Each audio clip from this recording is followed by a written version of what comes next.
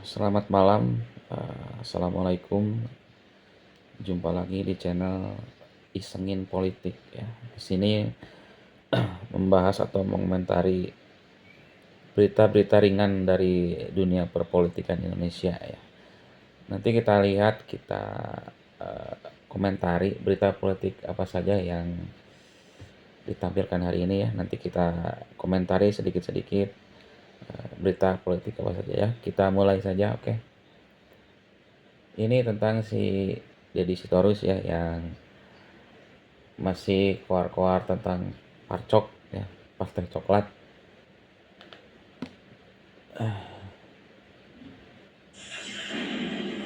Tidak hanya pemilu. Mari kita lihat data dari kontras. Sepanjang 2023-2024 ada 641 peristiwa kekerasan melibatkan polisi. Di antara 641 peristiwa itu 38 korban jiwa melayang. Sejak 2017 sampai kemarin ada sekitar 94 extrajudicial killing, unlawful killing. Ini kan persoalan yang sebenarnya harus menjadi prioritas dari polisi. Hari-hari ini kita, ini saya mau cerita dulu, bahwa tugas polisi itu banyak banget dan kita butuh mereka presisi dan profesional. Judi online. Bagaimana sekarang masyarakat dirasuki oleh yang namanya judi online. Kita lihat di negara bahkan seperti Inggris, itu terjadi penurunan pertumbuhan ekonomi. Rakyatnya jutaan yang terkena jeratan judol. Tapi sampai hari ini kita tidak pernah mendengar peristiwa pemberantasan judi online yang luar biasa. Narkoba. Saya dapilnya di Kalimantan Utara, banyak pintu perbatasan sana yang saya aja tahu dari sana sering masuk yang namanya narkoba. Ini persoalan-persoalan sosial kebangsaan yang memerlukan polisi yang profesional dan presisi. Itu penting bagi kita. Lalu kemudian muncul juga gagasan, bagaimana kalau dibawa Kemendagri? Usulan ini nggak tiba-tiba kita usulkan. Kita pernah mengalami bahwa kepolisian ada di bawah Kemendagri. Kita pernah mengalami kepolisian di bawah Menteri Keamanan dan Kepolisian kalau saya tidak salah. Bahkan 2 tahun yang lalu, tidak sampai 2 tahun yang lalu saya kira, ya, itu banyak sekali scholar, akademisi, intelektual yang menyerukan. Misalnya, ini Menhan kemarin pernah bilang tuh, Pak Ramiza, di seluruh dunia namanya tentara itu di bawah Ministry of Defense. Polisi itu di bawah kementerian. Gubernur Lemhanas juga mengusulkan agar polisi di bawah kementerian. Peneliti BRIN sama. Ini ada peneliti UNJ juga mengatakan yang sama. Pengamat dari Universitas Brawijaya sama. Jadi kaum intelektual, kaum terdidik juga sudah banyak mengusulkan itu. Tetapi lebih dari itu saya kira, kita kan harus berproses sebagai bangsa.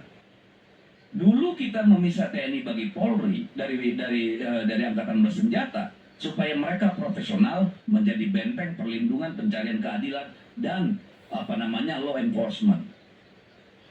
Apakah tidak saatnya sekarang kita melakukan evaluasi? Sudahkah kepolisian ini memenuhi harapan masyarakat itu? Atau apakah ada bagian-bagian yang perlu kita sempurnakan? Misalnya, apakah kita membutuhkan supaya seperti di banyak negara yang beradab, polisi itu kecuali yang resersenya atau homicide-nya atau yang drugs related law enforcement itu nggak pakai senjata. Kalau kita jalan misalnya di Korea, nggak ada tuh polisi bawa pistol di mana-mana. Kita pergi ke Inggris tuh cuma bawa pentungan. Kecuali misalnya berhadapan dengan pelaku kejahatan dengan kekerasan, perampokan atau macam-macam lah. Apakah tidak perlu kita bicarakan itu? Apakah polisi yang sekarang sudah 1.000.000% merupakan kondisi polisi yang kita mimpikan bersama-sama? Nah, harap diambil apa yang kami sampaikan ini adalah bagian dari kecintaan kami pada polisi sebagai satu-satunya institusi yang diberi kekuatan koersif oleh negara, diberi senjata oleh negara untuk melindungi dan mengayomi. Kalau kita lihat yang namanya Tribrata itu, Pak, biar saya bacakan. Tribrata itu jalan ninjanya polisi, Pak.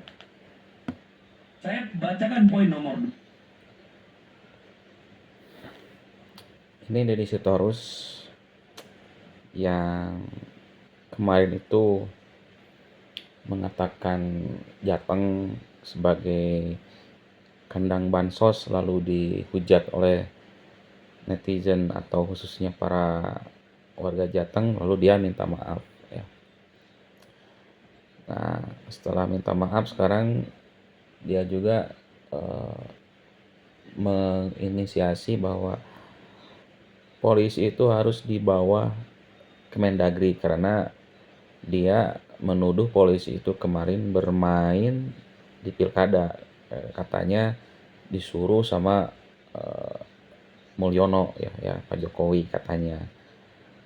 Padahal kan ini belum ada bukti ya, belum ada fakta yang mengatakan polisi ikut campur di urusan pilkada. Kalau sekedar mengamankan ya itu memang sesuatu yang wajar. Kalau ikut campur ya kalau nggak ada bukti itu kan fitnah ya, atau tuduhan yang sangat sangat kejam sekali sama polisi ya. Tadi disebutkan banyak yang mendukung Polri di bawah Mendagri. Dulu pernah ada wacana juga itu kan dihujat rame-rame itu ya pemerintah ketika mengatakan polisi di bawah Mendagri ya, karena itu eh, bertentangan dengan reformasi. Ini sekarang Dedi ingin mengembalikan kita ke era Orde Baru dulu ya, bahwa polisi di bawah Kemendagri ya. Tadi juga disebutkan Dedi didukung oleh peneliti-peneliti, itu kan cuma sebagian saja ya. Kalau sebagian besar itu masyarakat bahkan peneliti-peneliti menolak. Kemarin juga 7 fraksi sudah menolak, lalu ada dari HMI juga menolak ya. Terus dari juga Muhammadiyah menolak, Pemuda Muhammadiyah menolak. Dari banyak mahasiswa juga yang menolak. Banyak ormas-ormas juga yang menolak polisi kembali di bawah Mendagri karena itu akan membatasi kewenangan polisi. Kalau kita tadi yang dikatakan si Dedi ini banyak yang mendukung oleh peneliti-peneliti ya, kita lawan saja bahwa banyak juga yang menolak, bahkan sebagian besar itu menolak ya. Kita lihatlah nanti di jejak digitalnya ya, yang menolak itu. Nah ini jadi ini artinya Dedi karena sakit hati di Jateng kalah, di Banten kalah, di Sumatera Utara kalah ya, karena itu jagonya PDIP semua. Lalu menuduh polisi ikut campur ya, disebut parcok, ikut me, apa, me, memobilisasi warga untuk memilih paslon tertentu. Itu kan fitnah yang sangat keji pada polisi ya, seperti itu. Ya ini karena sakit hati aja ya, karena kalau waktu sama Jokowi bergabung masih damai sama Jokowi kan tidak ada kata-kata seperti ini ya, dari PDIP ini ya. Lanjut. Dua aja. Yang lain. Di Jawa Tengah tak ada yang bisa mengklaim itu kemenangan siapa. Selain kemenangan Gerindra dan Prabowo. Apapun, Lutfi itu adalah kader Gerindra. Nggak bisa ada yang bisa mengklaim Lutfi itu orangnya siapa hari ini. Itu penting. Di Jawa Barat, itu Deddy Mulyadi. Provinsi besar dengan jumlah penduduk hampir 40 juta. Di Banten, Andra Soni. Jelas, fit dan clear. Di Jawa Timur, Kofifa juga sering disebut sebagai orangnya Prabowo. Bahkan di Tuan Kamil, menurut saya ada sedikit eksepsional soal Jakarta. Ini agak sedikit panjang kalau soal itu. Yang ingin saya katakan adalah, secara umum di provinsi-provinsi besar, ini adalah kemenangan Gerindra. Bagi saya ini bagian dari siklus kekuasaan yang saat ini sedang dimenangkan oleh Gerindra di Pilpres yang merembet kepada Pilkada. Ini mungkin adalah obat politik karena Pilkada, saat ini Gerindra menang dan Pileg kebetulan Gerindra itu kan dia nomor 3, kalah dari Golkar yang saat itu secara pileg dia tipis banget perolehan suaranya dengan.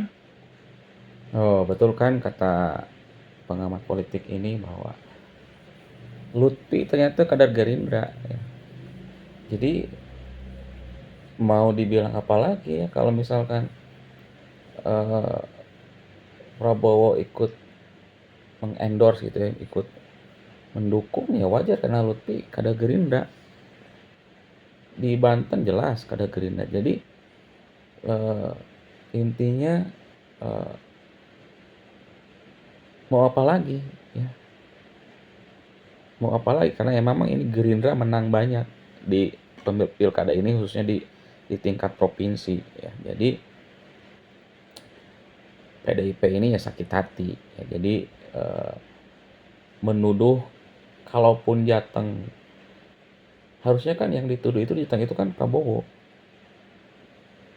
ya, yang ikut intervensi ya, Prabowo itu ikut mendukung. Tapi kenapa yang dituduh benar-benar itu Jokowi? Dituduh Jokowi memerintahkan aparat intervensi pada pilkada untuk memihak kepada salah satu calon. Padahal kan Lutfi itu kader Gerindra. Harusnya ya yang dituduh itu ya Prabowo. Jadi kenapa eh, tidak berani menuduh Prabowo, tapi berani menuduh Jokowi gitu ya. Di di Sumatera Utara juga sama. Bobi itu sudah jadi kader Gerindra. Meskipun ya jelas itu menantunya Pak Jokowi, tapi kan harusnya juga